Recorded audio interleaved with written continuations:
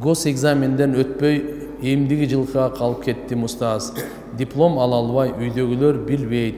Ооруп атам, стресс болуп, эмне кылсам болот? Ушунча окуп ушундай болуп калдым. Таптак кыжалып болбоңуз сиз. Сиз керексиз.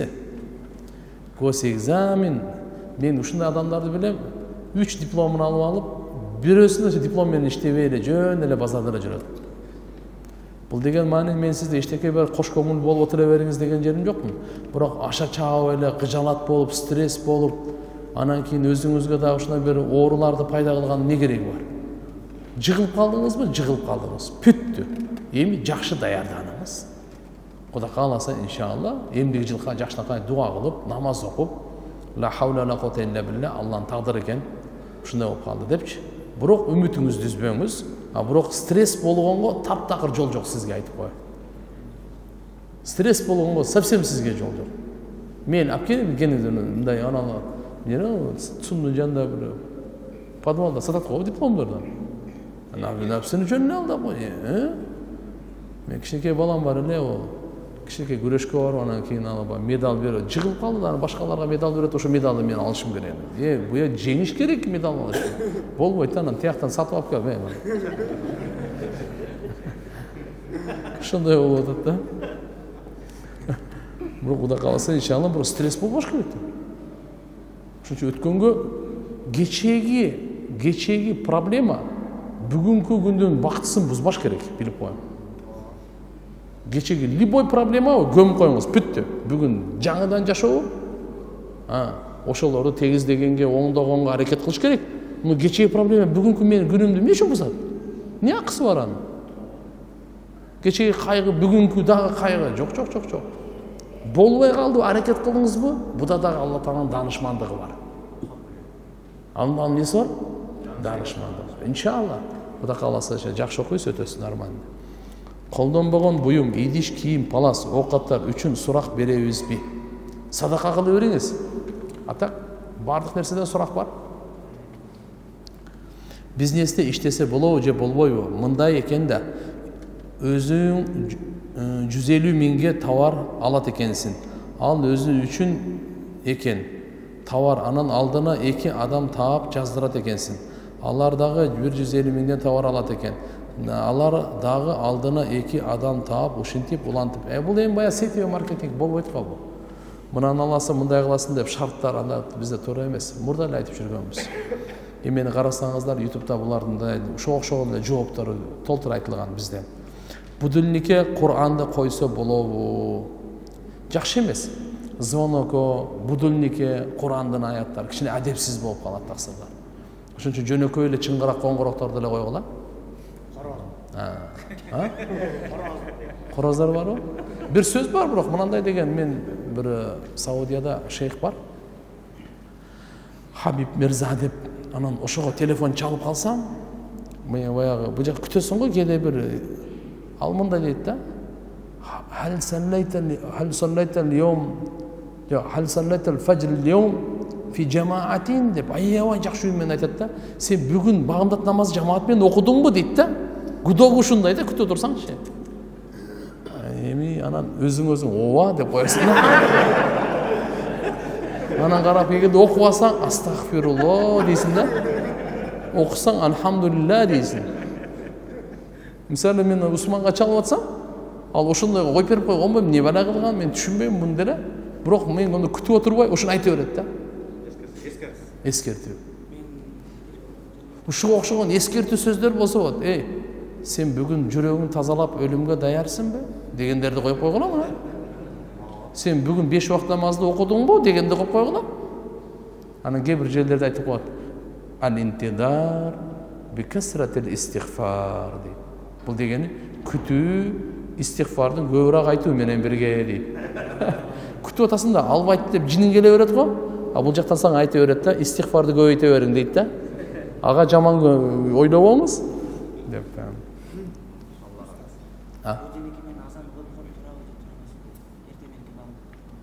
Эчтеке эмес, мисалы, эгерде азандын учуру болсо, азан коюп кое бергиле.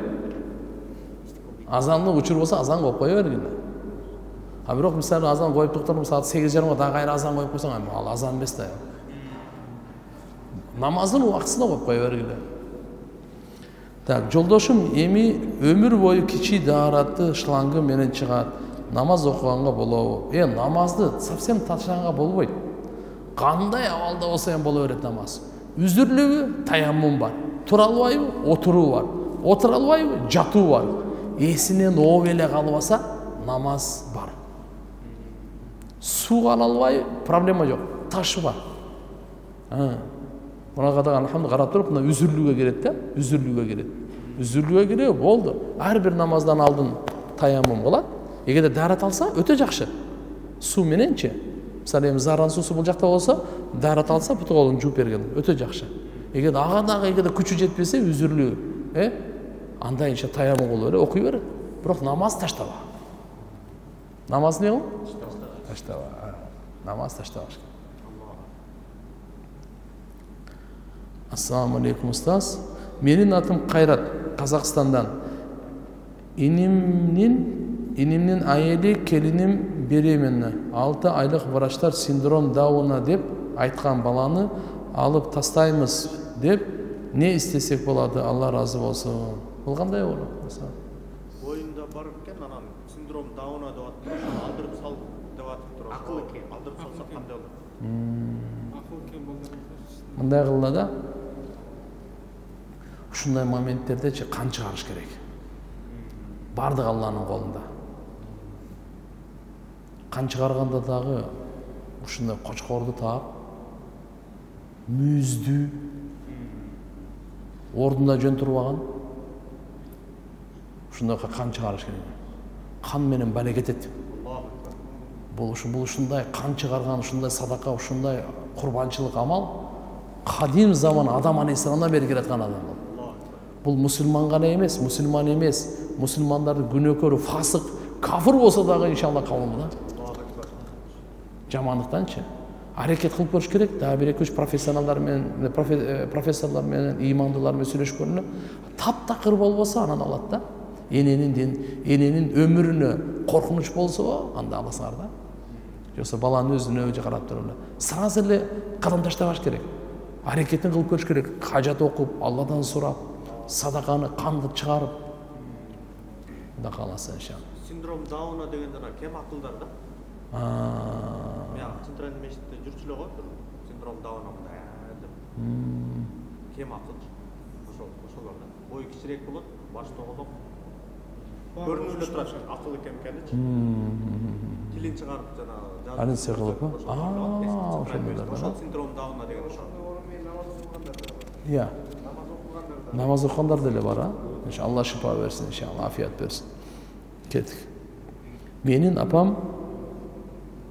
атам ажырашып кетишкенде, анан мен апамдын колунда калганмын. Атам менен катташкым келет, бирок апам каршы. Ушундай моменттердечи энени көндүрүш керек. Ал эми айтат да, эгерде сен менин кызым болсоң же балам болсоң, атаңа сүйлөбөгөн болбосо деп аябай капа болот да, эмичи жүрөгүндө калып калганда, сиз ага айтыңыз. Алла бейишке кечиргендерди киргизет экен. Калган Алла өз эсебин ала берет, бирок сиз кечирип кое бериң. Пайгамбарлар ким деген адамдарды кечирбептир булар. Адам өлтүргөндөрдү да, башкаларын дагы. Алла кечиргенди жакшы көрөт экен. Өзү кечирүүчү экен. Кечиргенди дагы, кечирүүчүлөрдү да жакшы көрөт экен деп, аларга көбүрөөк айтышыбыз керек да, түшүндүрүпчү. Жүрөгү анча жибейт, все равно жибейт да. Анан акырын, эгер дагы деле капа боло берсечи, сүйлөшкөндө, анда ага айтпай эле сүйлөшүш керек. Бирок ага айтпа. Кээ бир учурларда ар бир сөзүн айтыле бербейт. Ар бир сөздү акыйкаттын ар бир сөзүн айткан зарыл дагы эмес. Кээ бирлер ойлойт, сөзсүз чын болгондон кийин айтыш керек деп. Жок, ажатканага барганы чын, отурганы чын, ар кимге айта бербейсиң го. Бардыгы чын айтыле бербейт да. Ошон үчүн мисалы карап туруп, экөөнүн башын бириктиргенге ынтымакка карап, нар жактан эми сен атаң менен сүйлөшкөндө капа болот да. Бирок кандай болбосун сен атаң. Сен ошонун белинен чыккансың да. Эртең кыямат күнү ошол атаңдын аты айтылып анан чакырыласың да. Ошон үчүн ишин карап турупчу. Куду ушундар кээде атасы менен калып калат, апасы таштап кетип калган. Ошондой ойго делечи. Өткөндө деле ушундай суроолор болуп атпайбы? апаңдын төрөгөнү сени тарбия кылып алса да төрөгөнү сага ашыкчасы менен жетиштүү. Ошон үчүн иншалла сиз акылдуу болуңуз, азыр имандын сабагын угуп атасыз, имандын мажлисин угуп атасыз. Алхамдулилля, булардын башын бириктиргенге мындай жакшы сөз менен айтыңыз да. 5 балам, 5 алам бар дедиңиз. Алами арвах, алами dünya, mahat, alami dünya, alami barzakh, alami kıyamet. Azır üçüncüsü alam dünyada yaşap жатабыз dediniz. Biz ошондо билбеген аламда алами арвах, алами dünya, mahatта кайсы учурда болдук. Мага кызык болгону эки аламдан кайсы мезгилде жашап өттүк. Төрөлгөндөн эле алами dünya келген деймин. Анан ал аламда кайсы мезгилде болдум деп ойлонуп жатам. Бул азыркы аламдар толтура го, бирок бизге тиешелүү аламдар бар го. Biz көп аламдарды ошо бешөөнү айтат да. Мына бирөөдө суроо берип атат. Эко, биринчиси рухтардын аламы, экинчиси дене аламы, эненин ичиндеги, үчүнчүсү рух менен дененин аламы, сыноо аламы, төртүнчүсү барзах аламы, рух менен дене ажырай турган, бешинчиси рух менен дене чогуу боло турган алам, вечно. Дозокто же бейиште. 5 алам түшүндүңүздөрбү? Этап менен. Биринчи рухтардын аламы. Только бардығын рухтары жаралған. Екінші ененің ішіндегі дене 4 ай, андан кейін жан салынып кішіне. Бір қанша ай қошылып тұрып, бұл дүниеге келді, дене менен жан бірігіп тұрып, сыно аламында. Барзаққа келгенде бұл екі ажырайды. Барзаққа келгенде не olur? Екі ажырайды.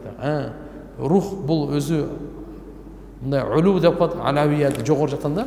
Аберки жан дене болсо суфля деп коет, бул жерден. Ошон үчүн жерме жексен болуп кетет бул. Чирип бирип жок болуп кетет да. А рух көтөрүлүп кетет булчу жогор жакта. Эми канча кыямат болгондон кийин бул эко кайра биригет. Эко тең биригет дагы түбөлүктү чогуу дозокто болот, же түбөлүктү чогуу бейиште болот да. Азап тартса да, аракат тартса да эко бири негизде. А бирок мисалы алами барзакта деле алымдардын ихтилафы бар. Кандайгы бир деңгээлде дене менен руханияттын байланышы болуп турат. Эми кете мындай мисал эми бизге ушу дүние эле сезип атпайбы? А кейбир субханалла сахабалар Хазрет Али разияллаху анху айтат, менен аласту би роббикум деп Алла Таала аль-Мисахтан уада алган кулагымда турат дейт. Руханияты күчтүүлөр билет да? Руханияты күчтүүлөр билет да, андайга карап турупчу. Мен эсимде дегендер сахабалар болгон. Канчалык рух таза болсо ошого жараша да. Кандай болгон чакта да. Салам алейкум дамла, мен 4-5 жыл мурун эле намаз баштагам. Бирок толук алып кете албай жатам. Намаз калтырбай окуу үчүн эмне кылсам болот? Чоң рахмат. Ниет кылың, дуа кылың, садака бериң. Сиз намазга адамдарды даават бериң. Өзүңүз 5 убакыт окуп алсаңыз да 5 убакытка даават бериң. 5 убакыт намаз окуп ала дей бериң. Кудай кааласа окуп аласыз. Адам күнөө кылып койгондо Аллахтын каргышы 7 урпагына чейин жетет деп калышат. Аллахтын каргышы 7 урпагына чейин жетет деген сөз ислам дининде барбы? Же бул адамдардын сөздөрү, аалымдардын сөздөрү? Күнөө 7 урпакка чейин, жакшы 14 урпакка чейин дейт. Тажрыйбадан ушундан маалым болот дейт, машаалла. Ошон үчүн жакшы боло берели, таксыр биз өзүбүзгө эле пайда эмес, урпактарга да пайда, таксыр. Хотя бы biz өзүбүздү да келечегибизди ойлоп кое берели да. Салам алейкум. Мени ойлондурган суроом, менин түшүмө дажжал кирген, жана түшүмөн көп нерсе аян берет, бирок маани бербейин дейт. Демек, дажжал бул кафыр, бул каззаб, жалганчы. Демек, дүйнөдөгү ошол кафыр, жалганчы, жаман, арам нерселерден сактанын. Экинчи, дажжалдан пана тилеп, мындай да, дажжалдан бардык пайгамбар пана тилеген. Биздин эле пайгамбарыбыз эмес. Бардык пайгамбарларга Алла Таала дажжал тууралуу кабар берген. Бирок биздин пайгамбарыбыз Мухаммад алейхиссаламга Алла Таала дажжал тууралуу кенен илим берген. Кабарын көп берген. Ал кандай болот, качан чыгат, эмне болот, канча күн турат, кандай азгырат, эмне деген иш-чараларды жүргүзөт, эмне дегендерди кантип бардыгын айткан да, мунучу дажжал боюнчачы. Эми пайгамбар саллаллаху алейхи ва саллям дажжалдан пана тилеген ар бир намаздан кийин. Эми пайгамбарыбыз билет эле ошо анын доорунда дажжал чыкпайт. Так. Дажжал кыямат күнгө чейин жакыныраак чыгат. Анда эмне үчүн ошол замандан бери пана тилеп атышат? Сахабалар бардығы пайғамбарымыз пана тілегенден кейін сахабалар да пана тілегенде. Бізде ар бир намазда сахих хадис. Аллахумма инни аузу бика мин азаби жаханнам ва мин азабил қабр ва мин фитнатил махья вал мамат ва мин шарри фитнатил масихи даджжал. Ар бир намаздан кейін дуа қыламыз. Я Алла, дозоқтың азабынан, қабырдың азабынан, өлім жашауының фитнасынан, даджжал, масих даджжалдың жамандығынан сақтағын деп дуа қылып отырмыз. Біздің жашауымызға даджжал келеу келмей Құдай біледі. Біз өлгеннен кейін келеу. Алымдар мындай дешеді да. Даджжалдың фитнасы ушунчалык катуу, ушунчалык таасирлүү, ушунчалык жаман болот экен, ошол заманда тирүүлөргө дагы өлүктөргө чейин жетет дейт. Ошон үчүн пана тилеп жүрүш керек экен да. А бул даджжал ушунчалык буга чейин даджжалдай Кудаймын деп чыккан болгон эмес экен. Болгон, азыраак болгон да ошол. Кичинекей даджжалчиктер болгон да. А бул даджжал, бул страшный даджжал бул. Бул бир көздүү даджжал. Пешенесинде кафир деп жазуусу бар. Любой мусулман, ихластуу мусулман окуй алат. Мунафык окуй албайт. Мусулман окуйт аны. Кафир деген жазуусу. Бир көздүү. Экинчиси мындай болгон, басмырлаган. А бир көзү дагы ал немеге чыгып, мына жүзүмгө окшоп чыгып калган. О, фитнасынан Кудайым сактасын. Бирок Иса пайгамбар өлтүрөт даджжалды. Иса пайгамбардын миссиясы, улуу иш-чарасы даджжалды өлтүрүү да. Болгондо да капиосу менен өлтүрүп, канын көрсөтүп коет элге. Мына. Депчи. Даджжал Иса пайгамбарды көргөндө ысык чайга кум шекер саласыз го? Ошондой болуп эрип кетет да. Ордуна тура албайт. Качат ал. Иса пайгамбардын келүүсү ошон үчүн да. Ал даджжалдан кийин келет, даджжалды өлтүргөн. Ошон үчүн иншалла мына даджжалды түш көрө берем деп атпайбы? Даджжалды түш көрбөйсүң, даджжалды көргөн адам жаман ал. Мен 15 жылдан бери намаз окуймун, күйөөм окубай, ага дайыма айтам. Касагым жок дейби? Мени алгандан бери арак ичет, балдарымда ыйлайт. Атабызда окусунчу деп, күйөөм окубай жүрсө боло береби? Каяктан боло берсин? Аракет кылла, даватка чыккыла чогуу. Устаз Бадиюз Заман Саид Нурсинин китептерин жана ал негиздеген о нурчулар жамааты туура эле. Мен жеке илимче туура эле мындай. Эми караңыз да, кемчилдиги жок чоң аалым болбойт, ушу однозначно. Ушу бардыгыңар түшүнүп алгыла да. Кемчилдиги жок бирөө бар. Периште деген бар. Биз адам баласыбыз таксыр. Пайгамбарыбыз айтып койду, ал бүттү. Тем более чоң аалымда кемчилдиксиз жок чоң аалым мүмкүн эмес да. Бул иш алхамдулилlah убагында канча чоң кызматтарды кылган. Мен бул китептерин жакшы эле окуган деле эмесмин, мисалы мына акыйдасын, фикх тияктарын, но дүйнө жүзү машаалла чоң аалым катары санайт. Ошондуктан иншалла окуй берсең эчтеке эмес. Бирок ушул бир немени билгиле да. Мейли салафилер Ибн Таймия рахматуллаху алейхи дейсин. Давачылар Ильяс рахматуллаху алейхи дейт. Дагы мына жактагы ихвандар да өздөрүнүн немелери бар. Мухаммад ибн Баннау экен. Мына нуржилери болсо азыркы Саид Бадиюз Заман, Саид Нурси деп, жобосо мына Фатхулло Гүлен. Булардын өткөндөрүнө Алла рахматын алсын, тирүүлөрүнө Алла Таала узун өмүр берсин. Карагыла, кандай болгон чакта да ошо аалымдын сүйүүсү, ошонун жүрүш туруштарын бардын алып өзүнө алып эмек этет да. Ушулар пайгамбарыбыздын сөзүнөн жогору болбош керек. Макул, урматташ керек, сөзүнөн пайдаланыш керек, илиминен пайдаланыш керек, таквалыгынан пайдаланыш керек. Бирок пайгамбарыбыздын сөзү менен келип кала турган болсо, ассаламу алейкум болчу. Анан карап туруңуз. Булардын сөзүнчү пайгамбарыбыздын сөзү менен чечмелебеңиз. Пайгамбарыбыздын сөзүн ушулардын сөзү менен чечмелеңиз. Мынандай кармаган бериш керек. Канча деген алхамдулилlah 13 кылым, 14 кылымдан бери менмин деген алымдарыбыз өткөн, бардыгы пайгамбарыбыздын сөзүн чечмелеш үчүн да. Ошон үчүн ар бир өзүнүн ордунда болуш керек да. Хадис келип бир сүйгөн алымыңыздын сөзү келип калса, хадисти таштап коюп, анан ошо сүйгөн алымыңыз ушундай андай болбойт. Ошон үчүн иншалла сүннөт, сүннөт жаштакай кармаш керек. Кудайым иншалла баарыбызга туура түшүнүк берсин, ак жолдон адаштырбасын. эки дүйнөдө Алла Таалам баарыбызды жүзүбүздү жарык кылып бактылыбыз. Аллаху акбар. Ассаламу алейкум.